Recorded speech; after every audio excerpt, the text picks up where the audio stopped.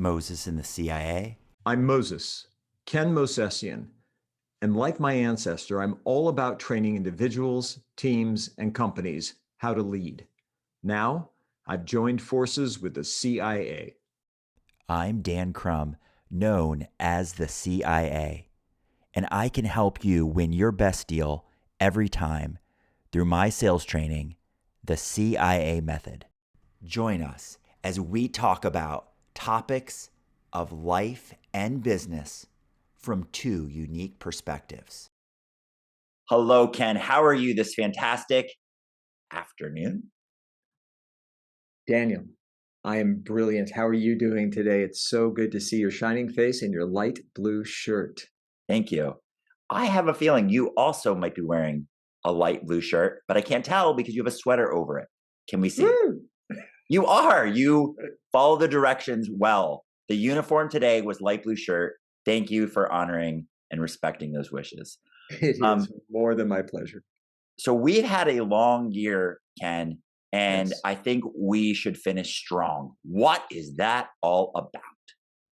A great question and a great topic for today. I was reflecting on this yesterday. It just hit me hard. It was December 1st, and I still feel stuck back somewhere in the end of summer. I don't know why, but I started looking back through my journal. I journal every day, and I take pretty good notes on different things that I'm up to in my life. And I went back and just started looking through all the things that I did during the year. Cool sense of accomplishment.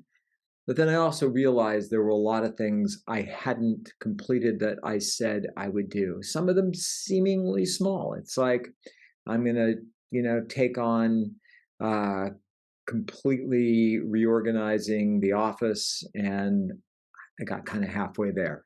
Didn't finish it up. And while it may not seem like a big thing, it was a commitment I made to myself, most importantly, and I didn't honor that, and it felt a little off. And I went through the list of all the things that I said I would do, um, not just around the house, but I went back through some of the emails that I sent to friends, and it's like, hey, I'll reach out. We'll have a cup of coffee together. We'll get together and grab lunch. And I violated my cardinal rule, which is don't make a promise if you can't keep it. And again, we were in this day and age where, oh, we'll have to get together sometime, or I'll give you a call, or let's have a cup of coffee. It just becomes, it's cliche because it almost becomes just like a way to close a conversation. And the other person just says, that's great. And there may not even be the expectation.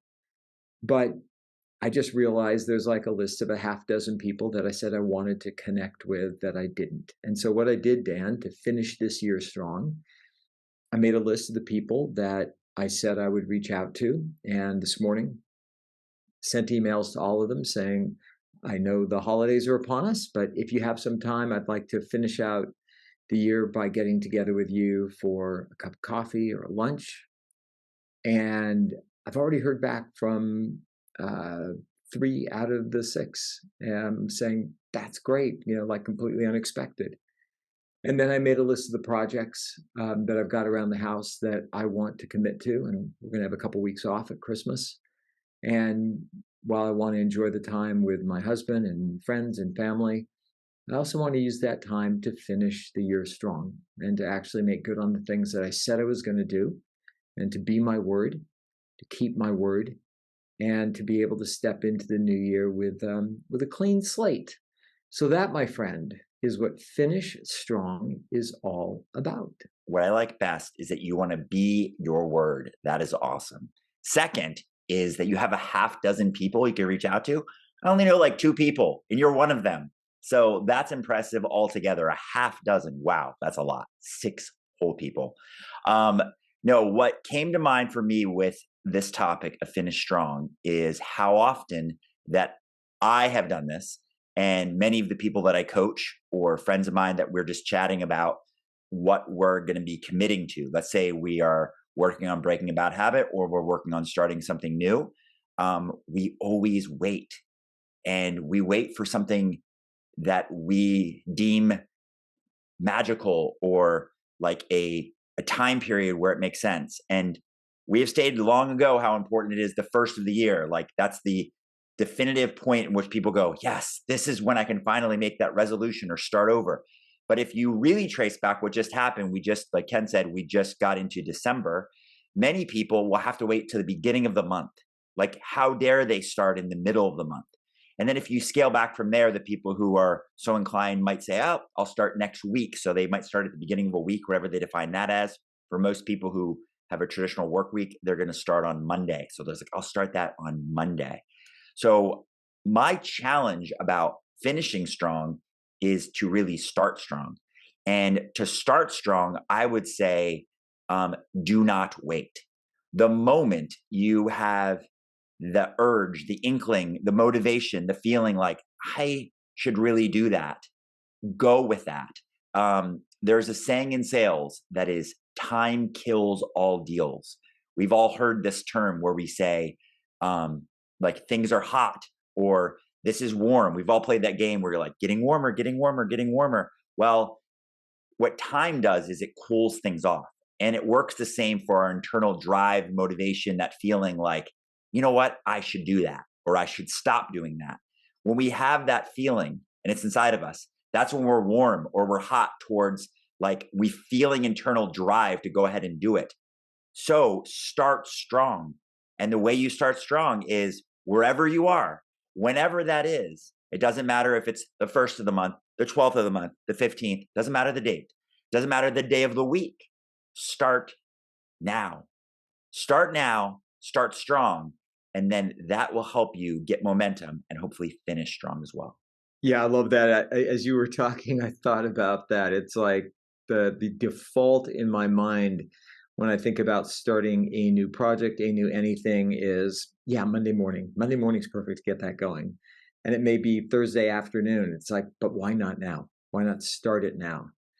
The other thing that came to mind in the whole finish strong category was how when we get to the end of something, the completion of it becomes the goal or can become the goal, as opposed to finishing strong, finishing with our best.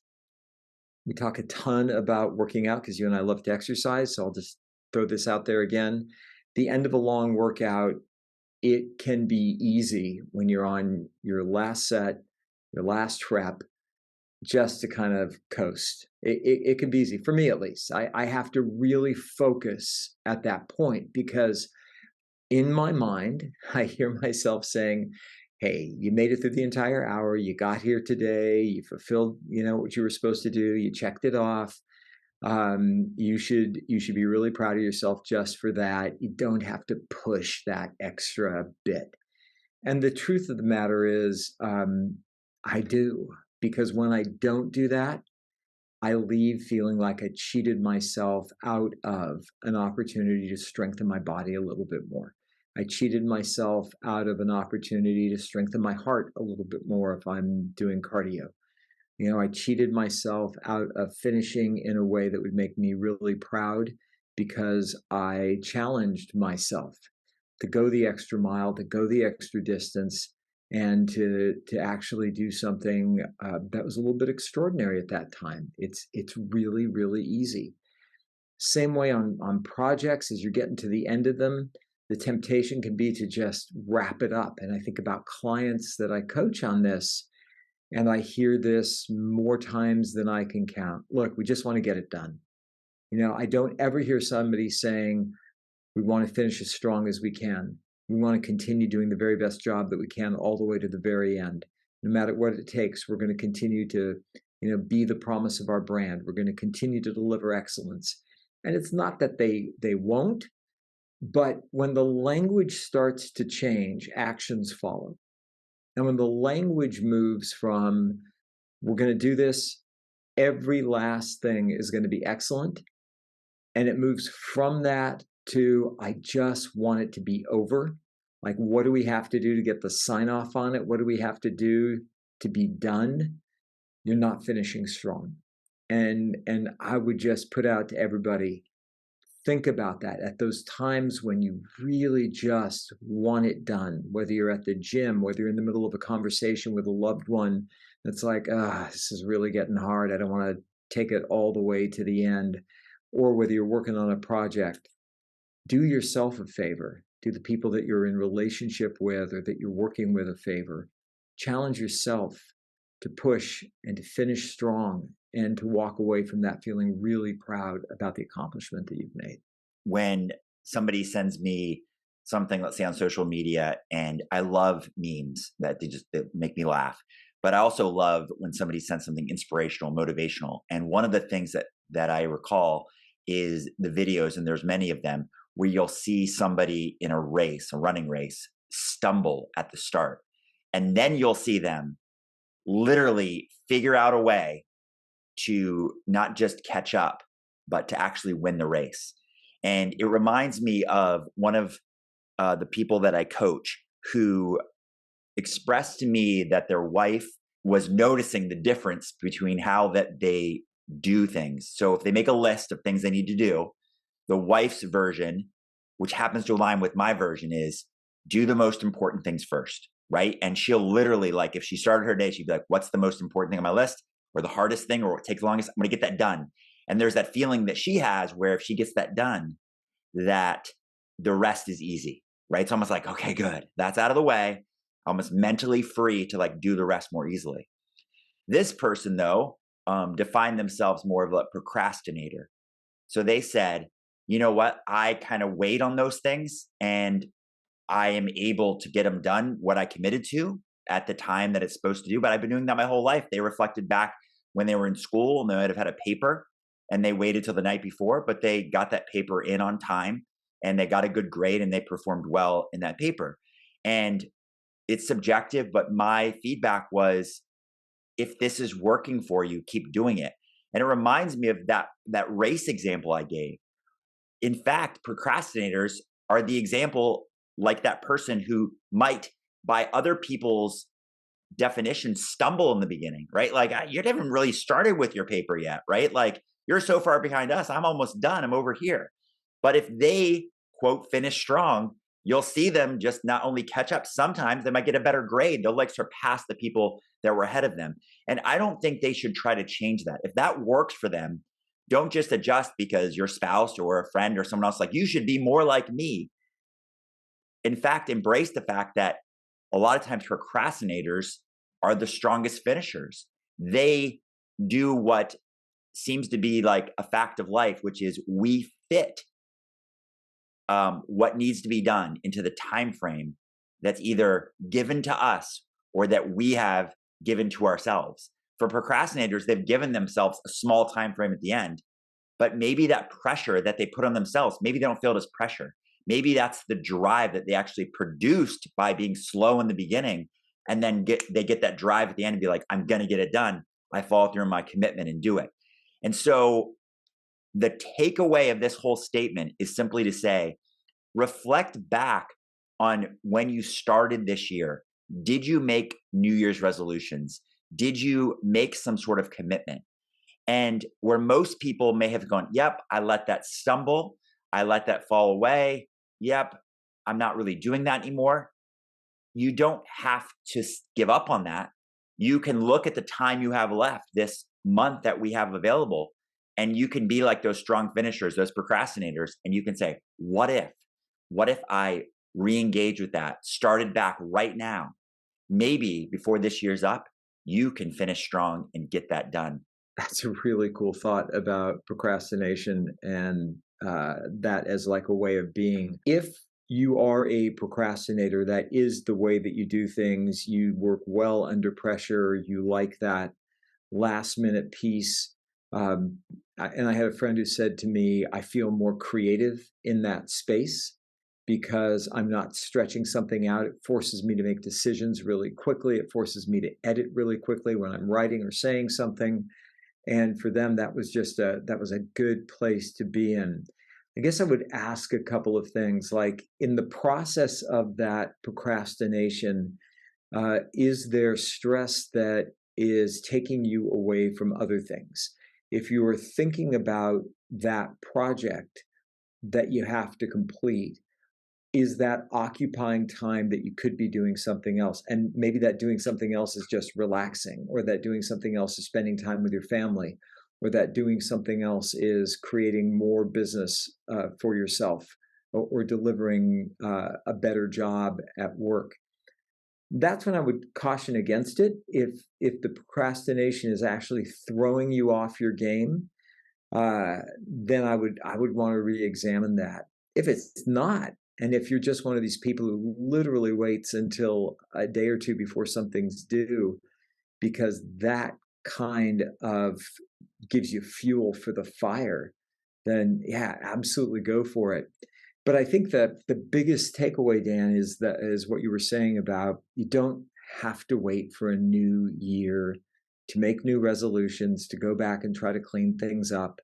You can do that now. We've got this month uh, ahead of us. We've got 30 days that we can utilize to our benefit. And maybe too, it gets people out of this notion that you make all these resolutions, you start kind of strong, and then, again, you look at gym membership, everyone joins, the gyms are packed in January. By the time you get to the third or fourth week, it's half attendance, and February rolls around and like the place is empty again. And maybe that's just because we put so much emphasis on this artificial manufactured notion of when resolutions have to start and when they end. And like you pointed out at the beginning, we've got this taken down to even a more micro level. I can't start something until Monday. Monday's the good day to start projects. Like, how about Wednesday afternoon? It's like, no. How about December 2nd? No, no, no. Got to wait till January 2 because January 1 is, still a holiday. It doesn't really count. So I think the thing that's just really shown up for me is we've got this amazing opportunity to just restructure when we think things should begin and end. And it can actually be a rolling schedule as things move through. You can start a new project, you can finish it, it can be any time. You can make a quote resolution or a commitment, however you want to look at it. And you can do that at any time of the year. It doesn't have to be. And going back to where I started, I think this month is a beautiful time for reflection on how the year went. I think it's a great time to make amends. I think it's a really good time to clean up any stuff that's out there. We can't clean up the other side of the street. You can only clean up your own. But it's a great time to clean up our side of the street. It's a wonderful time for us to look forward as well and to be filled with hope for the year ahead, and to know that we really have the power to create it to be how we want. And we don't have to be beholden to any kind of an artificial time frame. We can always be in motion. We can always be finishing strong. So one of my favorite definitions of self-esteem came from Ed Milet, is the ability to trust yourself. But the moment I adopted that, it's really important for me then to follow my word. So if I say I'm going to do something, I have to do it. So my opposite example here is my encouragement that there are some things that you should not finish at all. Like, don't finish. Here's what I mean, is that it's easy to feel guilt, shame, embarrassment. Like, man, I never don't finish. But there are some things that are just a waste of our time. And I'm going to give silly examples, but these are real examples. Sometimes you start a book. Sometimes you start a show. Sometimes you start a movie. And your personality is such, they're like, nope, I always follow through on what I start. But sometimes that's a waste of your time because there could be a better book. So if you don't like the book, maybe you have a rule, like, I'm going to give it 2 chapters. And then if after 2 chapters, it hasn't engaged you enough and you think, gosh, I'm not just going to finish it for the sake of finishing, let it go. And maybe that time could be better spent exploring a new book that you hadn't considered. Same thing goes with the show. Nowadays, shows are 8 episodes, 12 episodes, right? They're not the old school, whole season. Maybe you give it 2 episodes. And then if it's not like what you hoped it would be, let it go. Don't finish. So my last point is simply this. There are things you don't have to finish simply because your personality is such that you say, I always finish what I start. So, where you should finish strong on the things that actually matter and are important to you, and the things that are really engaging you for entertainment purposes, yes, finish those. But for the other things, let them go and don't finish it all. Thank you for listening. To learn more, check out mosesinthecia.com. To learn more about Ken Mosesian, check out mosesian.com. To learn more about Dan Crum, check out dancrum.com.